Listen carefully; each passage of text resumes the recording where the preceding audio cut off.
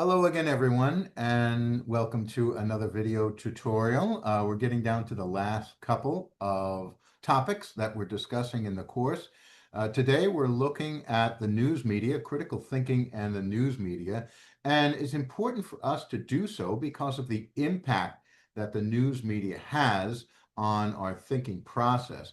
That's pretty much what we've been covering in our topics in the last couple of tutorials. We took a look at critical thinking itself and the important things to consider in engaging in critical thinking. And then we're looking at these topics where we apply our critical thinking to these topics and understanding them. Let's begin by taking a look at the information that I have in Brightspace, and I will share that with you. In Brightspace, you'll see my notes that are there. The first one is one that's listed as a handout, and that is kind of pretty much just a summary of what the bigger ones are. So we'll go to the big notes, okay? And we'll start talking about journalism and the news media and how it's important for us. They perform a very important task in our lives. They keep us aware of what's happening in the world. And they certainly have the potential to help us better understand the main points of an issue to help us see it in its proper context, right? By context, we're talking about the bigger picture, okay? They can often help us make sense of and interpret the facts. But we have to be sure that we're getting the facts from the news media. And while we might like to think that that's always the case, that might not always be so. But it's still important that we recognize that if we are to make good decisions about anything in life, especially some very important things that go on in the world, we need fair, honest, accurate news from journalists and from the news media itself. They provide us with a great deal of information needed to help develop our own perspectives, all right, on the important issues. Let's ask this question. Are there any major issues that I hold a viewpoint on that were not in many ways shaped by what I heard, read, or saw in the news media? All right, there's a lot of stuff going on in the world, okay? There's a lot of violent war hotspots, okay? There's still a lot of violent activity going on in the Middle East, in Gaza, all right, in the Ukraine. And do I have thoughts about these issues? I may or may not have been, for a majority of us, probably not have been to these places, but still, that doesn't mean I don't know anything about it. Of course, most of what I know has come from the news. And let's do this little exercise to see exactly the impact that the news media has on what I know. Okay, let's look at some of these questions. Okay, what comes to mind when I think of Iraq? What is Iraq? Is Iraq a diversity of beautiful landscapes? Is it the birthplace of civilization? Is it a hotbed of military activity? Is it a trailblazer in women's rights in the Middle East? Well, for a majority of us, especially over the last 20 years, we might also think of this one, okay? A hotbed of military activity. And why? Because what do we read about Iraq most of the time in the news? What do we hear about Iraq most of the time in the news?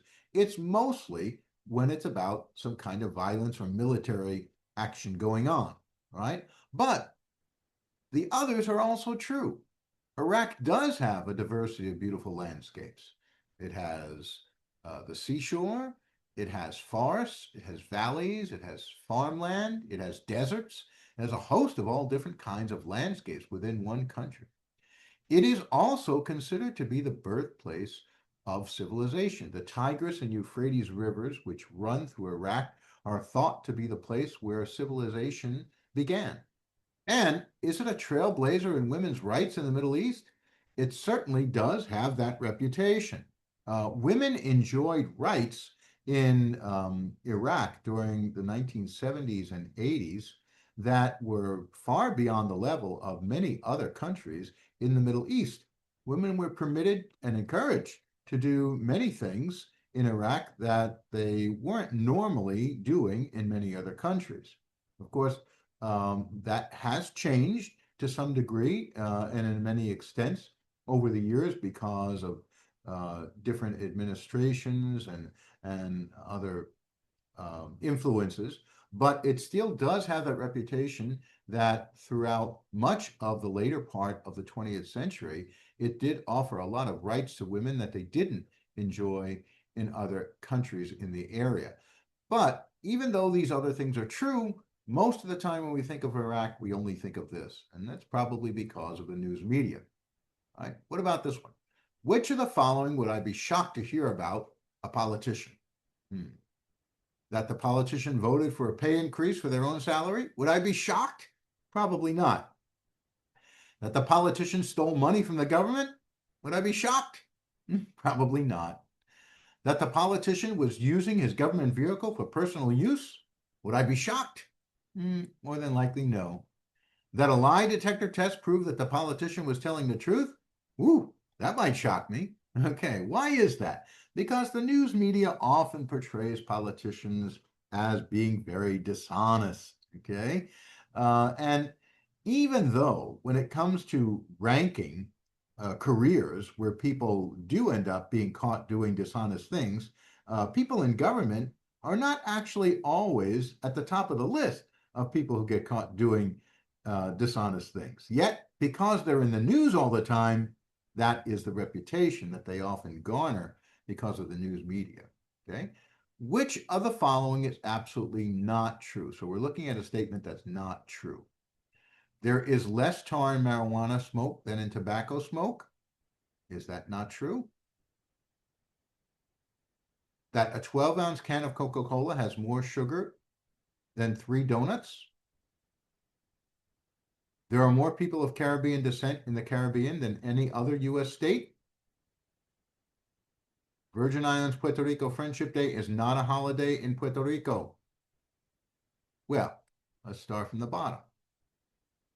Yes, that actually is true. It's not a holiday in Puerto Rico. Even though we celebrate VI Puerto Rican Friendship Day in early October, it is not on the calendar of holidays in Puerto Rico.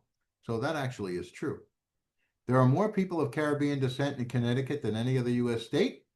Well, according to the last census, actually that is true. All right, mostly because Connecticut has a big population of people from Puerto Rico and the Dominican Republic. So since those two places are in the Caribbean, that does increase their Caribbean descent population. Normally, when we think of Caribbean descent in the United States, we think of places like Florida or Georgia, maybe. But actually, Connecticut is the state with the most people, right? That a 12-ounce can of Coca-Cola has more sugar than 3 donuts? 3 donuts? So when would you be doing something worse for your health? Eating 3 donuts or having a can of Coca-Cola? Well, actually, this is true. A 12-ounce can of Coca-Cola actually has as much as close to 40 grams of sugar, right? But a donut generally only has about 9 to 11 grams of sugar per donut. So 3 donuts would actually be a little less than 1 can of Coca-Cola, right? Even though neither is a healthy choice, you're probably taking in less sugar with the 3 donuts than with the can of Coca-Cola. There is less tar in marijuana smoke than in tobacco smoke. That's actually not true, okay? The difference between marijuana smoke and tobacco smoke is usually when you consider nicotine. Marijuana smoke does not have nicotine, which is the harmful and addictive substance that you find in tobacco smoke. Another thing, that when you burn marijuana leaves when they dry, they are actually more condensed than tobacco leaves, okay? Of course, it's never a good idea to inhale smoke of any kind because there are other toxins in them. But when it comes to which one has more tar, the marijuana wins out, okay? That doesn't make marijuana smoke more harmful than tobacco smoke. Definitely, there are a lot of more positive things to keep in mind about the effects of marijuana smoke than there are in tobacco. All right, tobacco smoke should generally be avoided at all costs, but there are ways that you can benefit from the use of marijuana, not just pleasurably, but also medically, that we don't consider when we consider tobacco smoke. Okay. All right. And lastly, which country recently gave the highest percentage of their income to foreign aid? Now, look at this carefully. It doesn't say who gave the most money. It says the highest percentage of their income, right?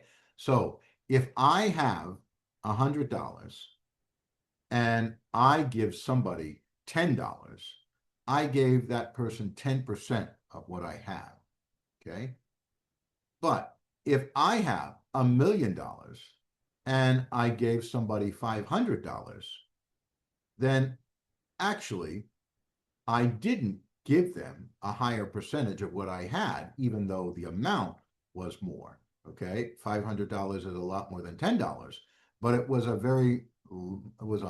much lower percentage of what I had. Okay. So the highest percentage of income, who was it? Is it the United States? Is it Japan? Is it Luxembourg? Oops. Is it the United Kingdom? Well, certainly the United Kingdom, Japan, and the United States give a lot of foreign aid. The United States most definitely gives the most. The United States gives more money to other countries than any other country, right? But Luxembourg gives a higher percentage. So while the others give out of their abundance, Luxembourg gives from what really matters, okay? It gives a highest percentage of their income. More of their money went to foreign aid than any of these other countries. But we don't usually hear that because of the news media. The news media has an impact on many of the ways that we might answer questions like this, okay? So let's take a closer look at that and why that is the case and why it matters for us. It's important for us as a critical thinker to develop what's called media literacy, okay? We develop media literacy by using our critical thinking skills to better analyze and interpret the information presented in the news media, all right? So not everything that comes to us from the news is always good. And the only way to tell what's good and what isn't is to use critical thinking. Use our critical thinking skills to assess exactly what we're hearing or reading or seeing and make sure that it actually is the information that's going to be most helpful to me. To do that, we need to look at a little bit of history of the news media, okay? In the early days of the news, hearing or watching the news was pretty boring, okay? Most of the time, what we saw were middle-aged white males talking into a microphone. That was how people got their news in most of the last century. But toward the latter part of the 20th century, a lot changed in the news media. First of all, the motivation behind it was important. The objective in the news media is to make money, right? It has to sell its product if it's going to survive. How does the news media make money? It sells advertising space. Okay, so what sells advertising space? Well, we have to promise people that people are watching or listening or reading. Otherwise, people who would advertise would have no interest in advertising. So let's take local news, for example. All right, let's say I am selling advertising for the local news on the island. All right, and I go to Plaza Extra and I say to the owner of Plaza Extra, you can have a 30-second commercial during our news broadcast for, now I'm going to make up this amount of money, for $3,000, right? Now, if I'm the owner of Plaza Extra, I'm going to say, why would I want to spend $3,000 on 30 seconds of advertising space during this newscast?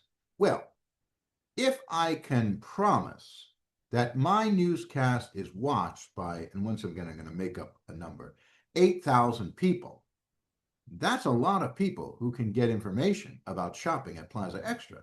So it might be worth my while to invest that $3,000 for that commercial spot.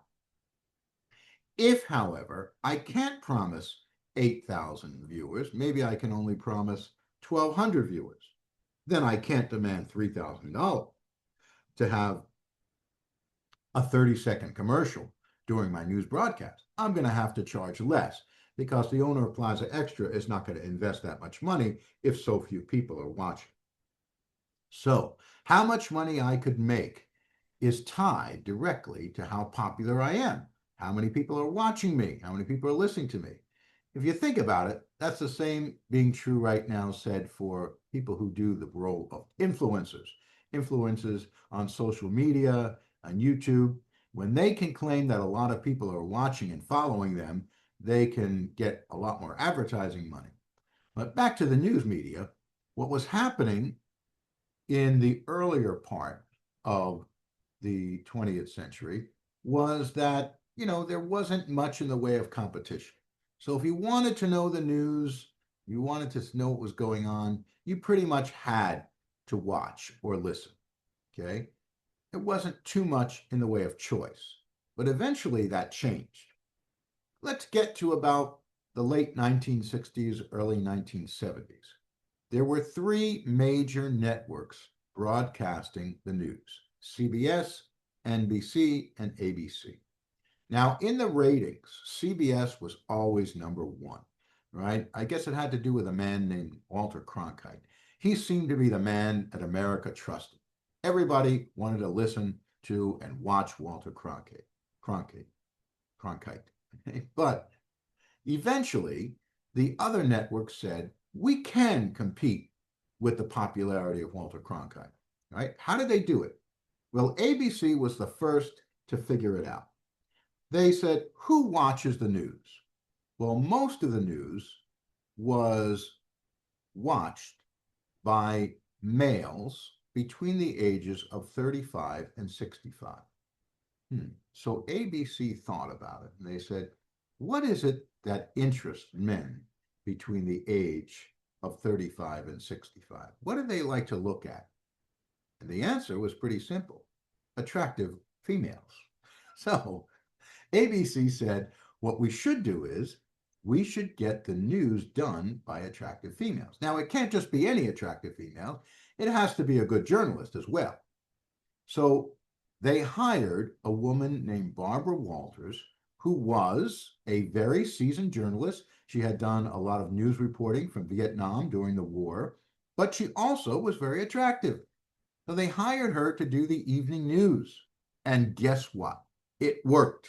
The ratings took off, and everybody was tuning into ABC to see Barbara Walters doing the evening news.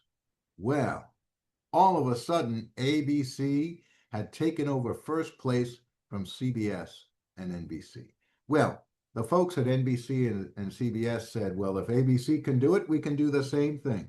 So all of a sudden, a trend started with hiring young, attractive journalists to do the news.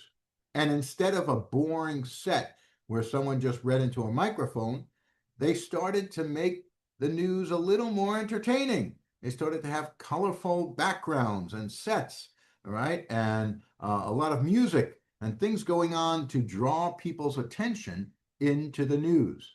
Now, at the beginning, that wasn't too bad, but it started to increase the potential for news to be portrayed as something other than the news, okay? Tabloid style journalism and fake news started to appear just because it interested people to watch it. Why do people pay attention to fake news?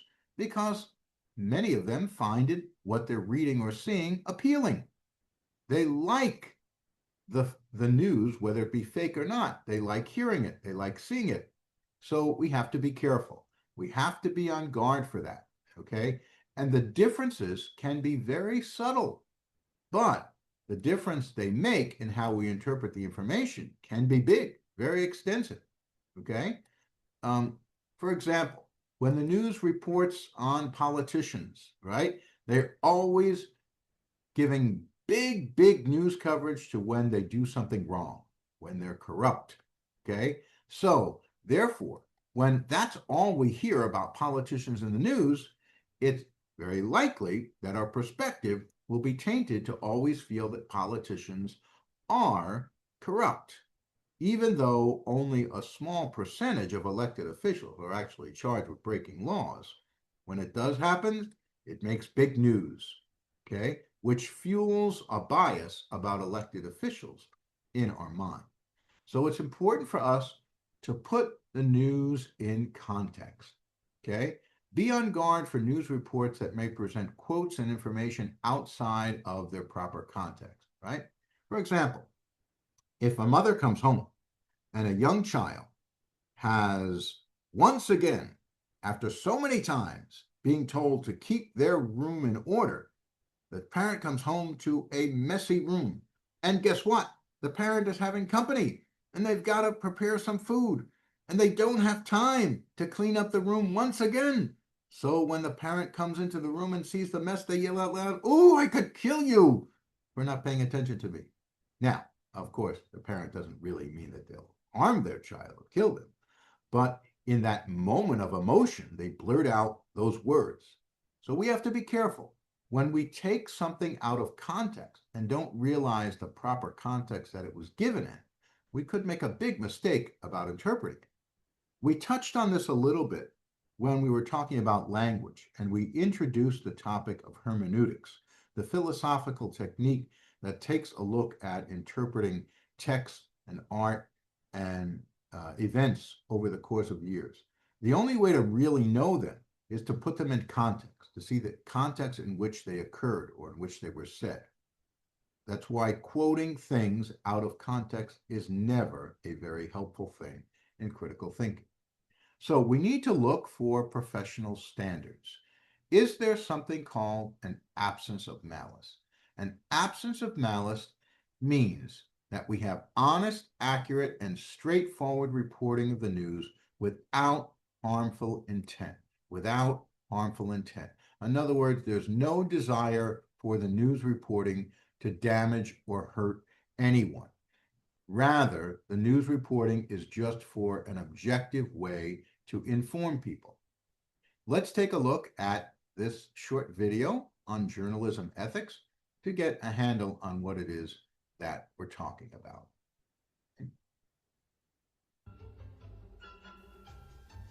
Hello, Timmy. How are your journalistic ventures going along? I can see that you are very prepared today. Yes, you are wearing your reporter's fedora. You also have a mug filled with your favorite whiskey. You have today's newspapers to look for story ideas. Very good. You also have your Apple laptop. Hold on a second, Timmy. Aren't you forgetting something? Think about it a second. No, you have your hat. You didn't forget that. You didn't forget your whiskey either. Think, what are you forgetting, Timmy? You're forgetting about journalism ethics. Yes, Timmy. Journalism ethics are the guidelines that you must follow morally. We reporters need to be careful with how we take pictures and collect information, as well as take caution with how we write and word our stories. At the end of the day, ethics are what make our nation's papers and telecasts great. But what should your ethics be, Timmy? Let's start with Immanuel Kant's categorical imperative. Now, you could sit down now and start reading some of Kant's work, but you'll find it to be very old, very dense, and very boring. For the sake of this video lesson, we'll cut it down short. The categorical imperative, you should consider, would you do a certain thing every time? If not, you should not do it at all. For example, Timmy could be reporting critically on Herman Cain's recent sex scandals. Hold on a second, Timmy. You're forgetting that Newt Gingrich had multiple sex scandals as well. Would you report critically about Newt Gingrich? If not, you should avoid writing this story. All right, if we think back to when we talked about the categorical imperative and Kant in morality, we say we should act in a way that we should make this universal law. In other words, anytime, any situation, anyone is faced with this they would do something that they would want everybody to do all the time. So if we're being unfair and not reporting on one, but only reporting on the other, then that wouldn't work. Okay. Next, we should consider John Rawls' veil of ignorance, in which one should ignore any social, racial, and economic statuses within a report. For example, Timmy is writing about a homeless man stealing food from an elderly woman. Well, this headline is judged. Okay, so look at this headline. Big, burly, smelly hobo robs elderly church choir lady of spinach can. All right. So look at the way we are portraying the people in this story. Big, burly, smelly hobo. I mean, come on. Does it really matter his size or the fact that he hasn't bathed? And robs elderly church choir lady. I mean, how much more can we feel sorry for this victim? Okay. Not really making a headline that sounds very fair. Judgmental and unbalanced. Timmy should ignore the status of the woman and the robber and write the headline for what it is. That's it. Man robbed a woman of spinach cans. Okay. You don't have to add extras to create a bias on anyone's thinking. Very good, Timmy. You should start taking notes now because things will get more complex. Sometimes it is hard to minimize harm in a news story. When there are sensitive topics and your sources are emotionally upset, you should do whatever you can to avoid hurting their feelings, such as publishing sensitive photos or material. Such photos or material could hit a raw nerve with your audiences, your sources, and your editors, and you should avoid such material at all costs. Most importantly, a journalist must be objective and separate from outside influences. For example, sometimes your sources will appeal to you with gifts. Never use these gifts as reason to write better about your sources. However, if the gift is worth $20 or less, you may keep it. That's right, Timmy. That means you can enjoy those cookies.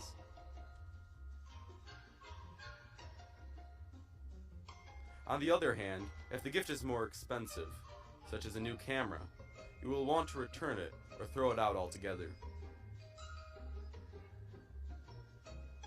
Sometimes, although very rarely, your sources may try to coerce you.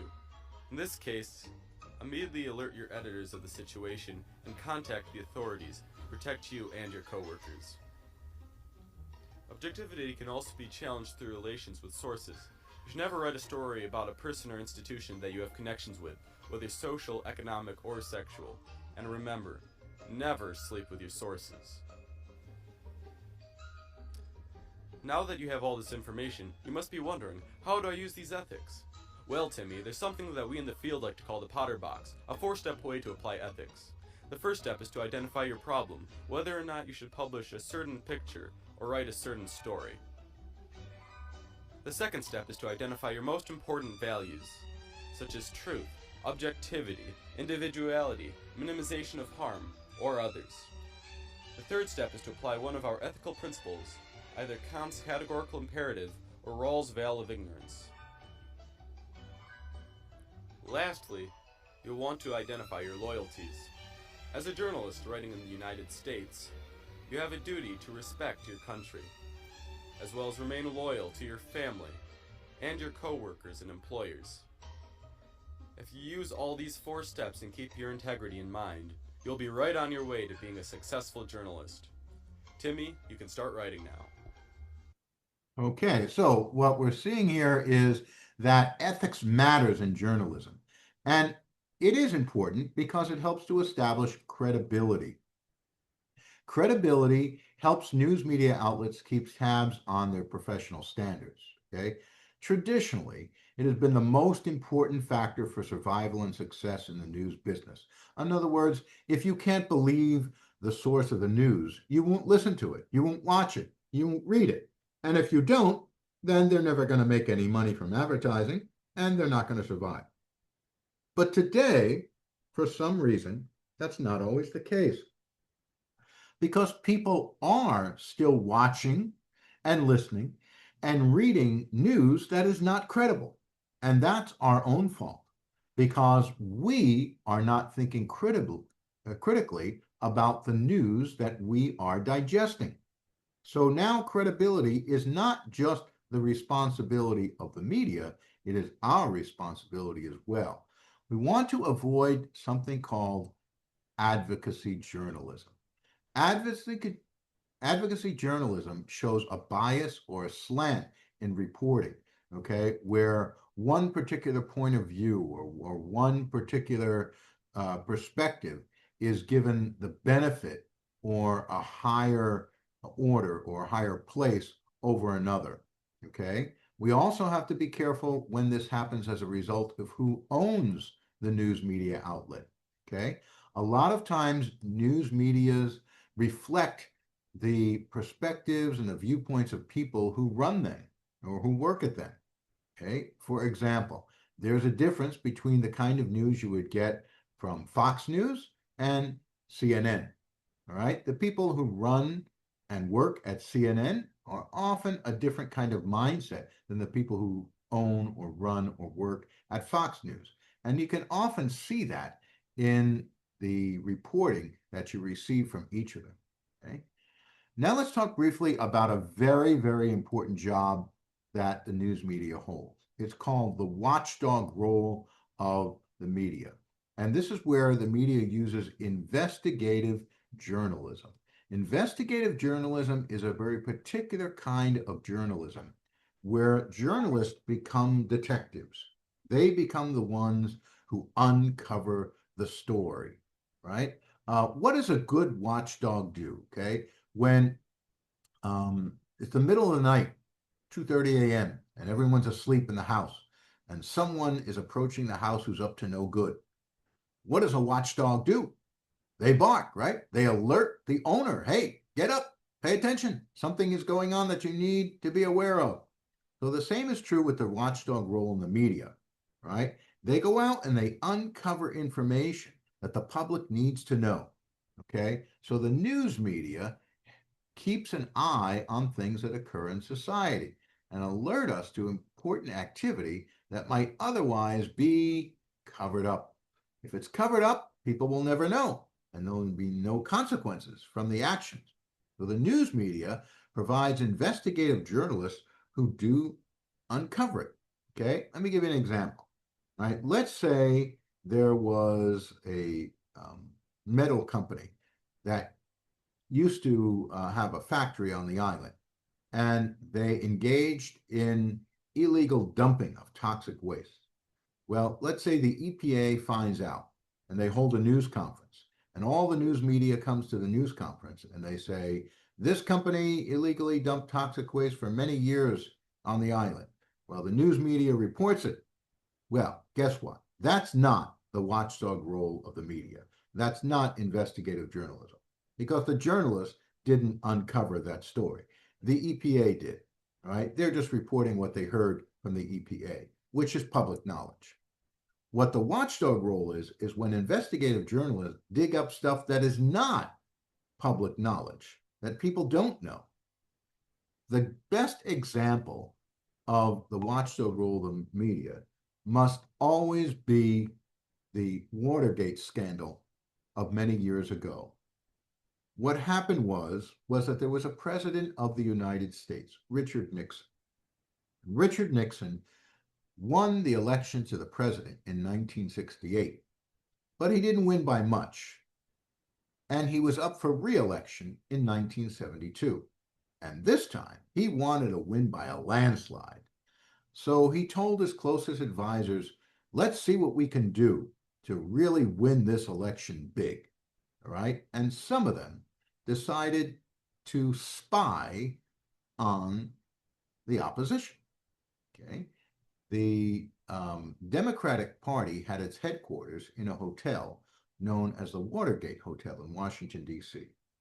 So some of the president's closest advisors decided to hire these guys to go in and set up bugging equipment in the Democratic National Office so they could hear what they were up to.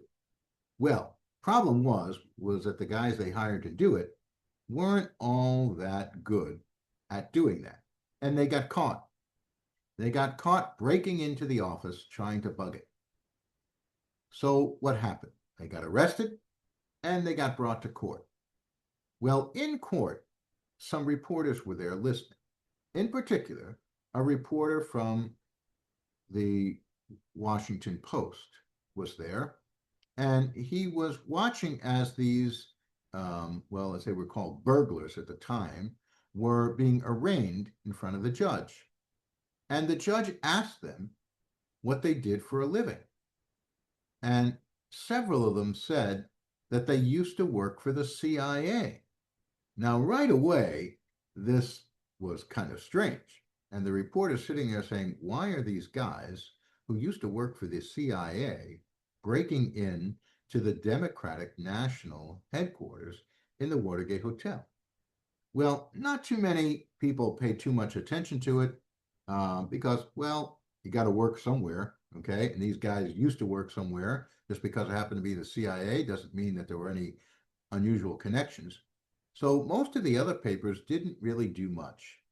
But this reporter also noticed someone there at the hearing who was connected to the White House. And he said, now, this is odd that this guy is here. So he decided to follow the story. And he kept uncovering and uncovering and uncovering lots of information and investigating and investigating. And what he found out was that money that was donated to the campaign to re-elect the president paid for these burglars to be defended from the charges and also paid for them to not talk, to not say who hired them. Well, guess what? When it was found out that this information was available, the office of the President of the United States used their power to cover up the story. And it was only because of these two investigative journalists, Woodward and Bernstein, who worked for the Washington Post, that the story was uncovered. And what happened? As a result, the President of the United States eventually had to resign from office because of political misdoings. So, a President of the United States was forced to resign all because of the watchdog role of the media. All right? So it's an important role that they play. We also play an important role in the media in what's called citizen journalism or participatory journalism. This enables us the opportunity to engage in reporting and news sharing online through our personal devices. We're connected to social media, and that means that we have access to lots and lots of other people hearing to what we have to say. Whenever a news story breaks out, you often see video posted by people who are at the scene, recorded on their phones. But just because we have the ability to do this doesn't excuse us for our own responsibilities. If it's going to be useful and effective, we have a responsibility to use critical thinking in order to be ethical evaluators and contributors of online and social media postings. Okay? All of this is to help us have a balance in news reading, a balance in news reporting, a balance in our own perspective of the news. The balance should be political, economic, from a lot of perspectives, a frame of reference, ethical, and cultural. For example, with a frame of reference, how many different perspectives do we get on a particular issue? We talked earlier about the situation in Gaza, right? If we look at the news reports about what happens, the terrible tragedy of what goes on in Gaza, only from Western news sources, then we're only getting that perspective. If we're only getting it from American news outlets, we're only getting that point of view. There are other points of view. You may have heard of a news media source called Al Jazeera. It's the English language voice of the Middle East, and it's available online to see and watch. It gives us another opportunity for a different frame of reference, a different perspective. It's not to say one may be right or wrong, but it's good to have different points of view. For example, when there's an accident and the police come to the scene of the accident to find out what happened. They're not just going to listen to one person about what happened, they're going to listen to several people. One person or another may have a better viewpoint or another, or have seen something more than somebody else did. But the point is to get the eyewitness accounts from a varying views or perspectives so that you can take all that into consideration to what's going on. Okay? Well, very good. I thank you for paying attention and following along with this video tutorial. We have only for our final exam. Thank you and have a great rest of the day. Bye-bye.